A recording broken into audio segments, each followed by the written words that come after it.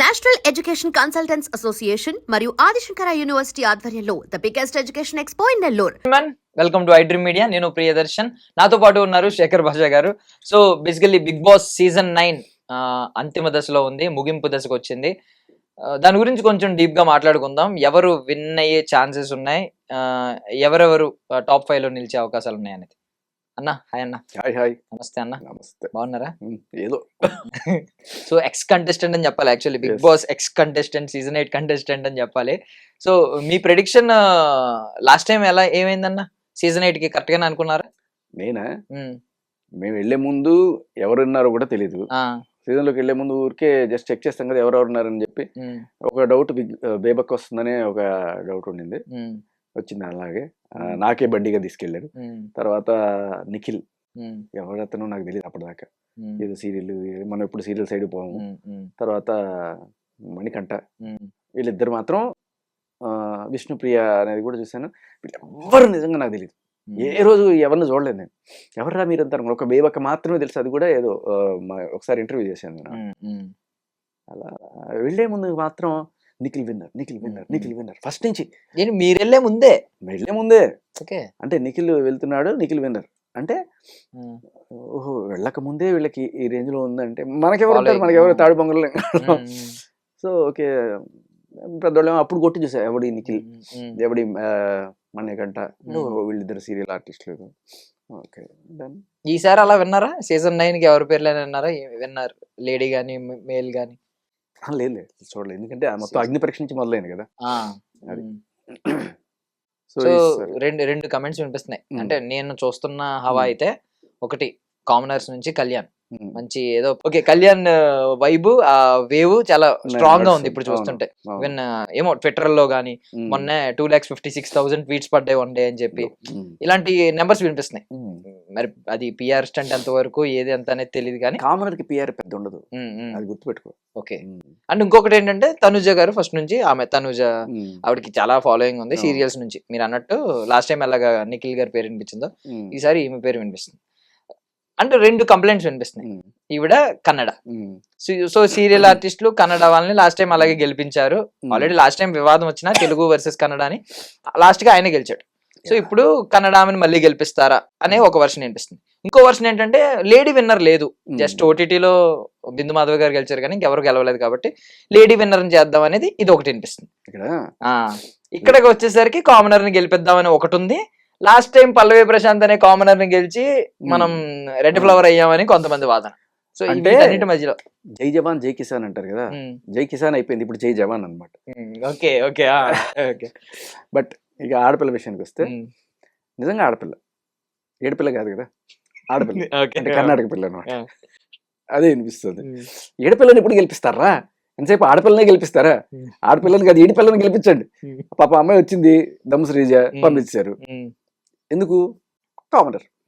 ఇప్పుడు భరణితో పక్కన తోగాలంటే అంత ఈజీ కాదు, ఎంత పెర్ఫార్మెన్స్ ఉన్నా కూడా. ఈయనకి నాగబాబు లాంటి లెజెండ్ సపోర్ట్, ఆయన ఒక్కసారి ఇట్లా పిలిపించారంటే జనసేన తప్ప పడతాయి.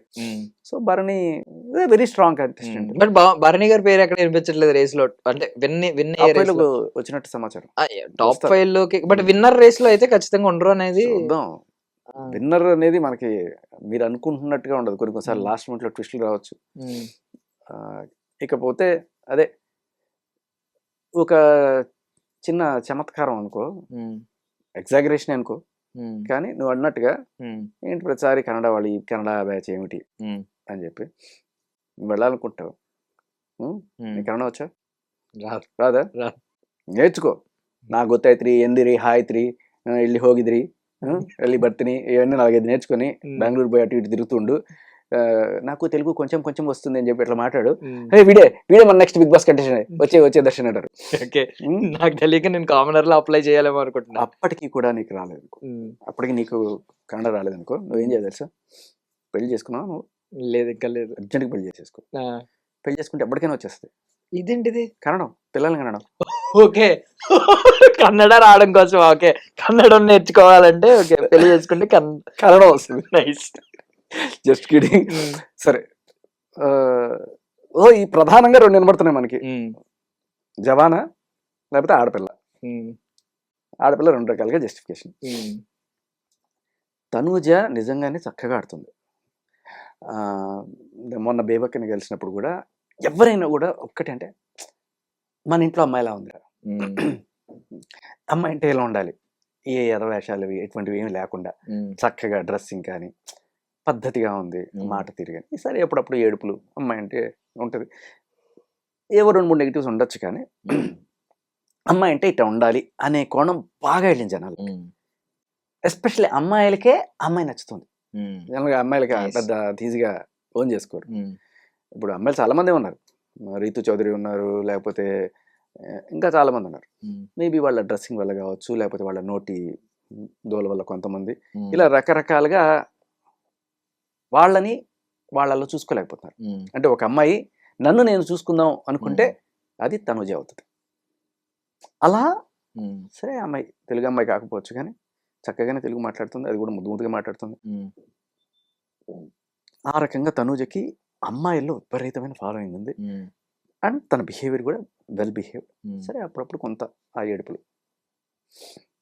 బట్ ఇక అబ్బాయిల విషయానికి వస్తే, ఐ మీన్ డిమాండ్ పవన్ లేకపోతే అందరూ గెట్ కంటెస్టెంట్లే ఉన్నారు. కానీ ఇక్కడ ఏంటంటే ఒక కామనర్ గెలిస్తే ఆ కిక్కే వేరప్ప అన్నట్టుగా, ఇప్పుడు అమ్మాయిలందరూ మనల్ని అమ్మాయిలో చూసుకున్నట్టుగా చాలామంది కామనర్స్, అందులో అమ్మాయిలు కూడా ఉన్నారు, ఒక కామనర్ విన్ అయితే చూద్దాం అనే కేటగిరీలో. అండ్ మీరు అన్నారు ఇంతకుముందు కామనర్ ఒకరు గెలిచారు అని చెప్పి, అంటే అప్పుడు కామనర్ కేటగిరీలో రాలా ఆయన. అప్పుడు అసలు అగ్ని పరీక్షలు అట్లాంటివి ఏం లేవు. ఎవరు పల్లవి ప్రశాంత్ డైరెక్ట్గా మామూలు తను ఏవో రీల్స్ పెట్టుకుంటున్నాడు, అలా పాపులర్ అయ్యాడు. తర్వాత ఆయన అక్కడికి వచ్చి, బట్ కొంతమందికి అంత న్యాచురల్గా అనిపించకపోవడం అనేది కూడా అక్కడ కొంతమంది. బట్ బేసికలీ బిగ్ బాస్ కావాల్సింది అది గుర్తుపెట్టుకో దర్శన్, ఒకవేళ నువ్వు వెళ్ళాలనుకుంటే ఒక థిన్ లైన్ ఉండాలి, వీడు రైటా రాంగా అన్ని పర్సనాలిటీ. ఫస్ట్ బిగ్ బాస్ని అట్రాక్ట్ చేసేది, బిగ్ బాస్ నిన్ను సెలెక్ట్ చేసుకోవాలనుకుంటే కొంతమంది వీడు నటన చేస్తున్నాడు, లేదు కొంతమంది వీడు జెన్యూన్. సో ఇలా నీకు వీడు రైటా రాంగా అనే ఒక జడ్జిమెంట్ చేసుకోవాలనుకునే జనాలు ఎప్పుడైతే నీ గురించి ఎక్కువగా ఉంటారో వాళ్ళు తీసుకొచ్చి లోపల పెడతారు. అప్పుడు వీడు రైటా రాంగా అనేది ప్రూవ్ అవుతుంది. అదే బిగ్ బాస్. లోపలికి వెళ్ళిన తర్వాత ఇంకా తప్పులు అంచడం. కళ్యాణ్కున్న పాజిటివ్స్ ఏంటంటే, ఫస్ట్ ఆఫ్ ఆల్ సోల్జర్. ఈవిడ బిగ్ బాస్ ముద్దు బిడ్డ అని చెప్పుకుంటున్నారు. తనూజ నేను తప్పటను, తనూజ చుట్టూ కెమెరాలు కానీ, ఐ మీన్ కెమెరాలు ఎక్కడ పెడతా ఉంటే, బట్ ఫుటేజ్ అంతా తనూజకి సంబంధించిందే ఎక్కువ బిగ్ బాస్ చూపించడం. ఆవిడ ఎక్కువ గారాబం చేస్తున్నాడు అనే విషయంలో జనాల్లోకి గట్టికెళ్తుంది.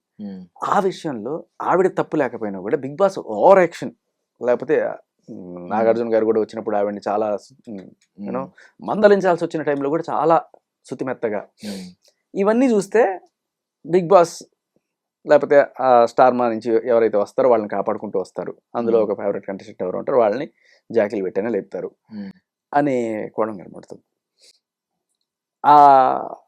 అంటే ఇదే ఫుటేజ్ ప్రతి ఒక్కరికి ఎందుకు ఎవరు, 14 మంది కంటెస్టెంట్లు ఉన్నారు, ఆమెనే ఒక అరగంట చూపించేసి మిగతా వాళ్ళు 5 నిమిషాలు చూపిస్తే ఆమెకు ఆటోమేటిక్ ఓట్లు ఎక్కువ పోలు వస్తాయి కదా.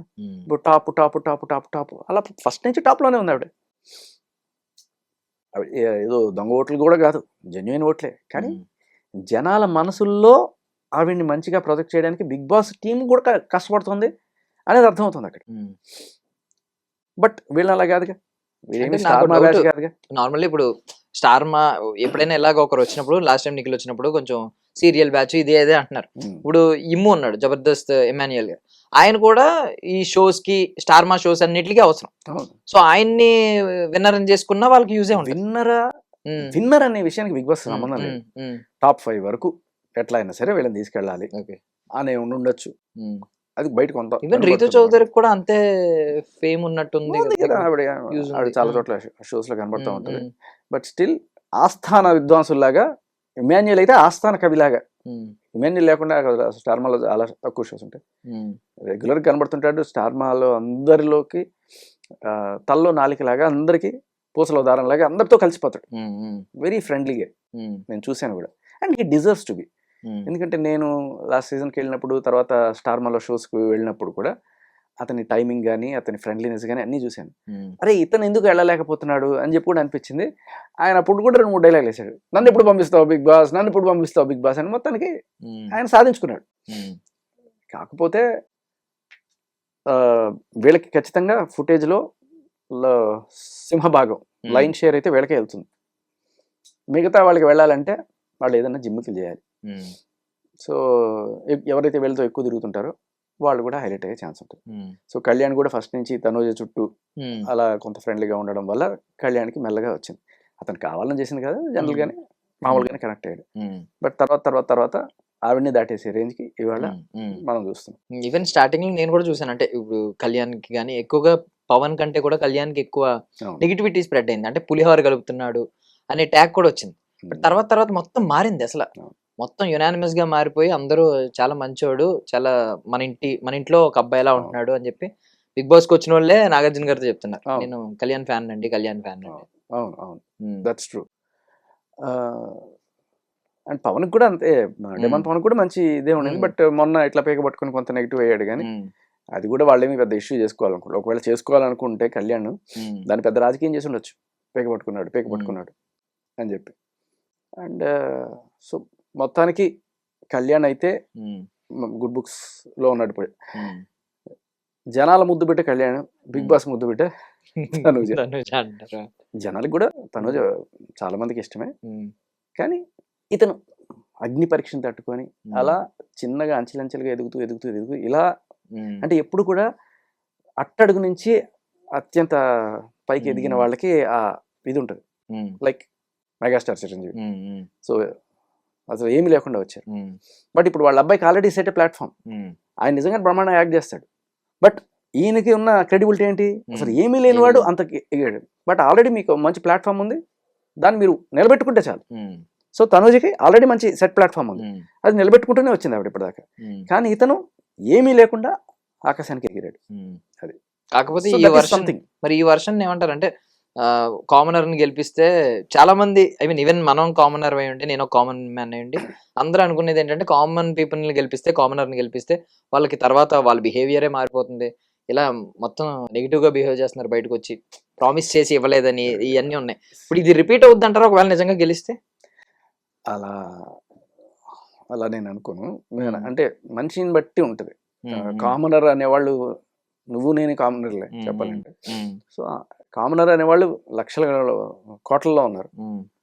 అందులో ఒక కామనర్ చేసేవాడిని ప్రతి కామనర్ అలా అని మనం చేయలేం. బట్ మనిషిని చూస్తే నాకు ఎందుకో జెన్యున్ క్యాండిడేట్ అనిపిస్తుంది. ఒకవేళ మళ్ళీ ఈసారి, ఐ మీన్ ఒకవేళ తనుజ గారు గెలిచారు అనుకోండి, for suppose end of the day గెలిస్తే మళ్ళీ కన్నడ ఇష్యూ వచ్చి కావాలని గెలిపించారని బిగ్ బాస్ మీద అయితే ముద్ర పడిపోద్ది అంటారా?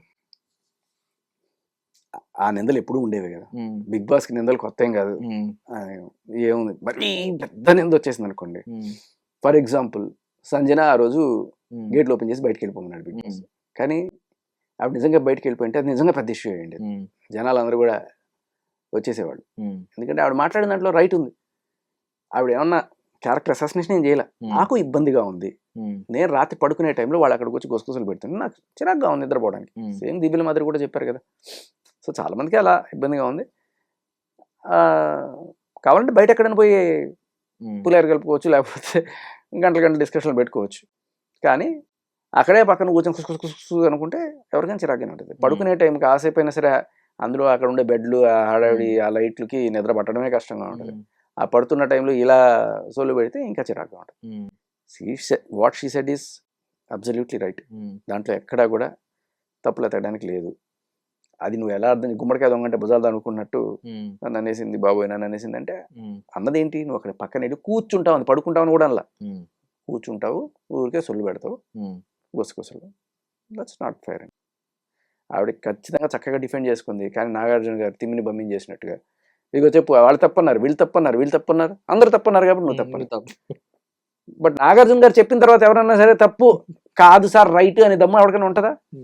ఇంకా ఆయన ఏకపక్షంగా డిసైడ్, మళ్ళీ మీరు చెప్పిన తర్వాత మళ్ళీ మమ్మల్ని ఎందుకు అడగడం సార్, మీరు చెప్తే అది రైటే కదా అనే టైప్లో ఉంటారు. అలా భజన చేసే వాళ్ళని కూడా జనాలు మెచ్చరు. సంజనకి రీతు మీద ఆ మాట అన్నదాంతో 50% పాజిటివ్ అయితే, గేట్లు తీసి వెళ్ళిపోమంటే సరే సార్ నేను వెళ్ళిపోతా అన్నప్పుడు ఇంకొక 200% పాజిటివ్ అయిపోయింది జనాల్లో. ఇది కదా క్లాస్ అంటే. ఆవిడ దేనికోసం కేర్ చేయట్లేదు. స్వార్థం కన్నా త్యాగానికి ఎక్కువ వాల్యూ ఉంటుంది.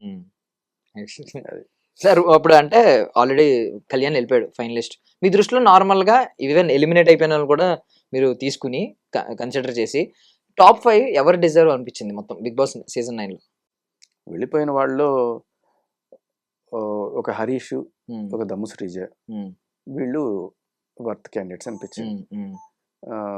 శ్రీజ అప్పుడప్పుడే కొంచెం అంటే జనాలకి ఏది నచ్చట్లేదు, మరి తిడుతూ గట్టి గట్టిగా అరుస్తూ ఆ సౌండ్ పొల్యూషన్ జనాలు తట్టుకోలేకపోతున్న విషయం ఆడ అర్థం చేసుకుందో, మొత్తానికి కొంచెం టోన్ డౌన్ చేసుకుంది. ఆ టైంలో వెళ్ళిపోయింది పాపం.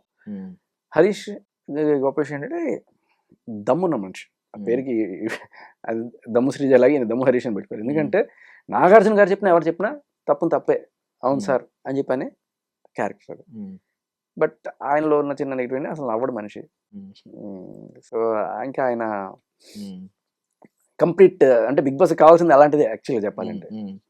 నవ్వులు గివ్వులు కాదు, సీరియస్గా ఉండాలి, గట్టిగా కొట్టుకోవాలి, అలాంటివి కావాలి. బట్ సంభవ్ వీళ్ళిద్దరూ ఒకవేళ కనుక ఉండుంటే అలా కాకుండా నేను ఒక జెన్యున్ కోణంలో ఒక నిష్కల్మషమైన మనిషిగా మన సుమన్ శెట్టిని చూస్తా. ఏం తెలియదు పాపం, అమ్మాయికుడు అలా వచ్చాడు, పాయింట్లు కూడా న్యాచురల్గా పెడతాడు, ఎక్కడ కుళ్ళు కుతంత్రాలు కుట్రలు చేసే మనిషి కాదు, శక్తికి మించి టాస్క్స్ ఆడతాడు. ఇన్ని మంచి క్వాలిటీస్ వల్ల ఆయన ఇప్పటికీ కూడా సేవ్ అవుతూ టాప్ 5లోకి వెళ్తాడేమో మరి మోస్ట్లీ. అంత ఉంది సుమన్ శెట్టికి. ఇక సుమన్ శెట్టి తర్వాత భరణి గారికి అఫ్కోర్స్ జనసేన సపోర్ట్ ఉంది, ఆయన బిహేవియర్ కూడా వెల్ డిజర్వింగ్ గానే ఉంది. అండ్ అఫ్కోర్స్ కళ్యాణ్, డెమోన్ అనవసరంగా ఎక్కడ బేడాడంటే రీతు, వీళ్ళిద్దరి కెమిస్ట్రీ జనాలకి. ఇక్కడ ఏమవుతుందంటే బిగ్ బాస్కి నచ్చేది ఒకటి, జనాలకి నచ్చేది ఒకటి. బిగ్ బాస్కి నువ్వు నచ్చకపోయినా నిన్ను ఉంచుతాడు. బిగ్ బాస్ కండిషన్ ఏంటంటే నేను తిట్టుకొస్తూనే ఉండాలి, లేకపోతే పొగుడుతూనే ఉండాలి, ఏదో ఒక కేటగిరీలో ఉండాలి. కామ్గా ఉంటే నాకు కుదరదు. సో ఇప్పుడు నేను జనాలు తిట్టుకుంటున్నారు మీ పేరు ఎందుకు అనవసరంగా. ఇప్పుడు లోపల ఉండే వాళ్ళు కూడా తిట్టారు కదా, వాళ్ళకి కొంచెం ఓవర్ యాక్షన్ చేస్తున్నారు, అంత అవసరమా? నిజంగా ఉందా వీళ్ళిద్దరి మధ్య, లేకపోతే ఈ టీఆర్పీల కోసం ఆడే గేమ్? ఏదైనా బిగ్ బాస్ కావాల్సింది నాకు అదే కావాలి, నాకు అదే కావాలి, కమాన్ కమాన్ అన్నట్టుగా అలాంటివి ఎక్కువ చూపిస్తాడు. లేకపోతే మొత్తం తను చుట్టే తిరుగుతూ ఉంటుంది కెమెరా. సో తనూజ నుంచి కూడా బయటికి వచ్చి కెమెరా వేరే వాళ్ళని చూపిస్తుందంటే ఇలాంటివి ఏమన్నా జరుగుతుంటారు. అది తెలుసుకున్న వాళ్ళు వీళ్ళు ఇట్లాంటి పనులు చేస్తారు. కానీ జనాల్లో ఇది మెచ్చే టైప్ ఉండదు.